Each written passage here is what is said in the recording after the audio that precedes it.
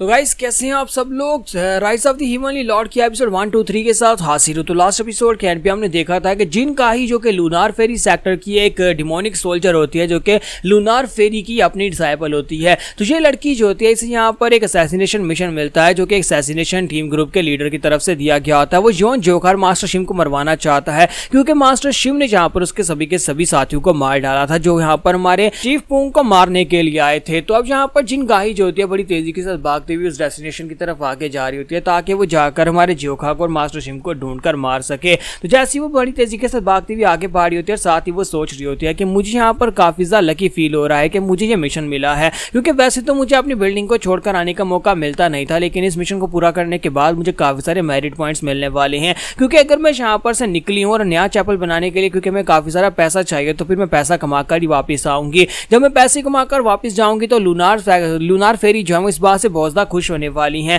क्योंकि लूनार फेरी जो है इस वक्त 7 ग्रेट जनरल्स में से सबसे ज्यादा स्ट्रॉन्गेस्ट वही है और उनके लीडर भी वही हैं। तो इसी वजह का मतलब यह है कि जब मैं यहाँ से वापस जाऊंगी तो हो सकता है कि मुझे डिमोनिक जनरल से प्रमोट करके, डिमोनिक सोल्जर से प्रमोट करके एक डिमोनिक जनरल बना दिया जाए। यहीं पर वो अपने पास का सीन दिखाती है कि जब उसने यहाँ पर लूनार सेक्टर को ज्वाइन किया था, उस वक्त उसने अपने पहले ओपोनेंट की जान ली थी। जब उसने ओपोनेंट की जान ली थी, लूनार फेरी ने कहा था, उसे रिमार्क्स देते हुए कहा था कि एक्सीलेंट, तुम्हें देखने के बाद मुझे ऐसा लगता है जैसे कि मैं अपने ही बचपन को देख रही हूँ, यानी कि तुम मेरे यंगर सेल्फ हो। क्या तुम यहाँ पर मेरे नीचे रहकर तलवारबाजी के स्किल सीखना चाहोगी? अगर तुम यहाँ पर हमारे सेक्टर का नाम रोशन करोगी तो मैं तुम्हें अपना डिसाइपल भी बनाऊंगी और साथ ही तुम्हें अपनी टेक्निक्स भी दूंगी। मैं तुम्हें अपनी तरह ही स्ट्रॉन्गर बना दूंगी और एक दिन तुम यहाँ पर 12 डिमोनिक जनरल्स में आ जाओगी। फिलहाल के लिए मैं तुम्हें 12 डिमोनिक सोल्जर्स में ऐड करने वाली हूँ, क्योंकि 12 डिमोनिक सोल्जर्स हैं वो भी काफी ज्यादा स्ट्रॉन्गर है, वो भी इतने कमजोर नहीं है। और इसी के साथ ही वो सोचते सोचती काफी ज्यादा खुश हो जाती है, ब्लश करना शुरू कर देती है और कहती है कि उसने यहाँ पर पहली बार मेरे टैलेंट को देखने के बाद मुझे डिमोनिक सोल्जर बना दिया। अब अगर मैं यहाँ पर इस मिशन को पूरा करके ढेरों सारे पैसे वापस लेकर जाती हूँ तो वो खुश होकर मुझे डिमोनिक जनरल बना देगी। बस मुझे यहाँ पर एक लड़के और एक बुढ़े खूसट को मारना है, 2 लोगों को मारूंगी, मिशन पूरा हो जाएगा और मैं ग्रैंड डीमन जनरल बन जाऊंगी। तो वो बड़ी तेजी के साथ भागती हुई उस जगह के पर पहुंच जाती है। तो वहां पर सामने वो काम होता है, उससे पहले रास्ते में जंगल आता है, तो वो जंगल में लैंडिंग करती है। जैसे वो जंगल में लैंडिंग करती है, इसी के साथ ही हमारा जोखा वहीं पर उसी जगह के करीब बैठा होता है, जड़ी बूटियां चुनकर अपनी टोकरी में डाल रहा होता है। लेकिन जैसे वहां पर वो लैंडिंग मारती है तो हवा के प्रेशर की वजह से उसकी टोकरी गिर जाती है और जड़ी बूटियां ग्राउंड के ऊपर गिरती हैं, जिससे जोखा गुस्सा हो जाता है और कहता है कि तुम कौन हो? क्या तुम मरना चाहती हो? क्या तुम्हें यहाँ पर जरा भी आइडिया है कि तुमने क्या क्या मेरी जड़ी बूटियों को गंदा कर दिया है? तो वो लड़की जो होती है जॉन जोखा की तरफ देखती है कि उसका ऑरा जो है वो बहुत ही पावरफुल रिलीज हो रहा है। तो वो कहती है कि ये क्या आखिर ये बंदा कौन है? यहाँ पर नीचे उतरते ही पहला स्ट्रॉन्गर ओपोनेंट मेरे सामने आ गया। फिर साथ ही वो कहते हैं कि इसके तो बालों का रंग भी सुर्ख है और ऊपर से ये लड़का टीनेजर है, इसका मतलब यह है कि ये वही हो सकता है, 2 टारगेट्स में से एक हो सकता है। तुम्हारा जोखा उसे कहता है जल्दी से मेरे सवाल का जवाब दो कि तुम कौन हो और तुमने यहाँ पर ये क्या किया है? तुम्हारी हिम्मत कैसे भी यहाँ पर आने के बाद अपना प्रेशर रिलीज करके मेरी टोकरी को उल्टा करने की? चुपचाप माफी मांगो, इन सारी जड़ी बूटियों को उठाकर टोकरी में डालो और मैं तुम्हें जिंदा छोड़ दूंगा। जबकि वो लड़की एक्साइटेड हो रही होती है, जिनका ही कहती है कि मुझे यहाँ पर टारगेट मिल गया, पहला टारगेट तो मिल गया है। जोखा उसे कहता है कि तुमने इस बात को सुना भी है? मैं तुमसे क्या कह रहा हूँ, जल्दी से यहाँ पर आओ, जड़ी बूटियों को उठाओ और टोकरी में डालो और माफी मांगो और दफा हो जाओ। जबकि वो लड़की उसे कहती है कि मुझे लगता है कि अब मुझे गाँव में जाने की जरूरत नहीं है, अब जबकि तुम यहाँ पर मुझे इसी जगह पर मिल गए। और साथ ही उसे कहती है कि बच्चे अब तुम यहाँ पर इस जगह के पर मरने वाले हो, तो मुझे उस बुढ़े आदमी का भी बताओ कि वो स्ट्रॉ हेड वाला बुढ़ा आदमी कहाँ पर है, क्योंकि मैं उसे भी तो जाकर मारने वाली हूँ। लेकिन क्या अगर वो यहाँ पर आ जाता है तो ज्यादा बेहतर रहेगा। तुम्हारा जोखा कहता है कि तुम यहाँ पर इस बारे में कैसे जानती हो? बुढ़ी खूसट कहीं की, क्या तुमने यहाँ पर सुना नहीं? मैंने अभी भी यहाँ पर तुमसे क्या कहा? कहीं ऐसा तो नहीं है कि तुम उन असैसिन्स के साथ हो जो लोग हमारे पर अटैक करने के लिए आए थे? ये बात सुनने के बाद जिनका ही चलाकर उसे कहती है तुम यहाँ पर बुढ़ी खूसट किसको कह रहे हो? क्या तुम्हारी आंखें ठीक है, तुम्हारी आंखें हैं या फिर बटन है?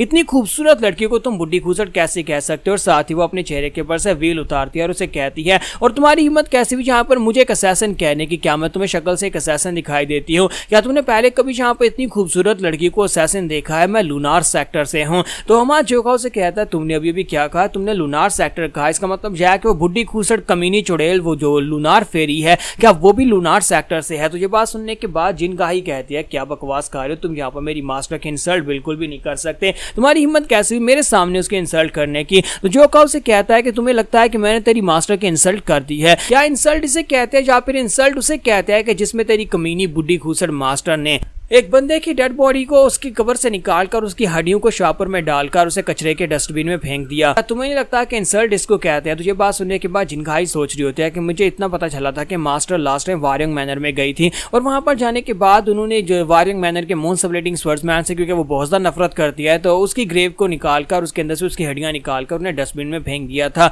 मुझे लगता है कि ये लड़का उसी बारे में बात कर रहा है। तो उसी के साथ ही हमारा जोखा जो था उसे कह, लेकिन जो भी हो मुझे तो यहाँ पर इस मिशन को जल्दी से जल्दी पूरा करके वापस जाना होगा क्योंकि मुझे तो इसके पैसे मिलने वाले हैं। तो इसी के साथ ही वो लड़की अपनी तलवार निकाल लेती है और कहते हैं कि बस बहुत हुआ, अब तुम्हारे मरने का वक्त है। और बड़ी तेजी से भागती हुई आगे बढ़ती है और कहती है तुम्हारा वारियंग मैनर के साथ क्या लेना देना है? अगर तुम वारियंग मैनर के साथ कनेक्टेड हो इसका मतलब यह है कि तुम यहाँ पर लूनार सेक्टर के दुश्मन हो, तुम हमारे डिमोनिक सेक्टर के दुश्मन हो। तुम्हारा जोखा उसे कहता है कि अच्छा तो मैं यहाँ पर तुम्हारा दुश्मन हूँ, लेकिन क्या तुम्हें लगता है कि मुझे इस बात से कोई फर्क पड़ता है? और इसी के साथ ही हमारा जोखा सामने की तरफ स्ट्राइक लगाता है, वो भी सामने की तरफ स्ट्राइक लगाती है और वो स्ट्राइक को अवॉइड करने के बाद जंप करते हुए आगे बढ़ती है और कहती है मेरे पास काफी रीजन है तुम्हें मारने की, एक तो मुझे तुम्हारी सुपारी मिली और दूसरा यहाँ पर तुम वारियंग मैनर से हो। तो जैसे ही वो आगे बढ़ती है हमारे जोखा की तरफ, हमारे जोखा के ऊपर अटैक करने वाली होती है, उसकी तलवार हमारे जोखा की आंखों के करीब पहुंच जाती है और जोखा कहता है कि चलो ये तो मानना पड़ेगा कि तुम उन असैसिन से काफी ज्यादा बेहतर हो, तुम्हारे स्किल्स भी उनसे ज्यादा बेहतर हैं। तो वो लड़की उसे कहते हैं कि तुम्हारा बहुत बहुत शुक्रिया मुझे कॉम्प्लीमेंट करने के लिए, अब देखो मैं तुम्हें क्या दिखाने वाली हूँ। और वहीं पर से वो अपनी तलवार को छोड़ देती है। जब वो अपनी तलवार लेकर आगे बढ़ रही थी वहीं पर आधे रास्ते में वो अपनी तलवार को छोड़ देती है और हमारा जोखा इस बात से काफी हैरान होता है। उसकी तलवार जो होती है हमारे जोखा करीब पहुंचती है, लेकिन जोखा वहीं पर से ऊपर की तरफ किक मारते हुए उसकी तलवार को ऊपर की तरफ फेंक देता है। जब उसकी तलवार को किक पड़ती है तो उड़ती हुई काफी दूर जाकर ग्राउंड के अंदर धंस जाती है। तो वो कहते हैं कि ये क्या, ये लड़के की स्पीड तो काफी ज्यादा अच्छी है, यहाँ पर तलवार उसके इतने करीब थी और इसने वहीं पर से तलवार को किक मार के डिफ्लेक्ट कर दिया। तुम्हारा जोखा जो था उससे अटैक करने के लिए बिल्कुल रेडी होता है, कहता है क्या हो गया, क्या तुम यहाँ पर सरप्राइज्ड हो रही हो कि मैंने यहाँ पर तुम्हारे अटैक को अवॉइड कर लिया?